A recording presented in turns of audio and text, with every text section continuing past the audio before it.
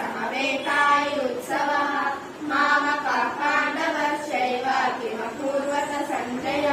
सञ्जय उवाच दृष्ट्वा तु पाण्डवानीकं व्यूढं दुर्योधनस्तदा आचार्यमुपसंगम्य राजा वचनमब्रवीत् पश्यैतां पाण्डुपुत्राणामाचार्यमहतीं च व्यूढं द्रुपदपुत्रेण तव शिष्येण धीमता अत्र शूरमहेश्वासा भीमार्जुनसमायुधि विदुदानो विराटश्च द्रुपदश्च महारथः दृष्टकेतुश्चेकितानः काशीराजस्य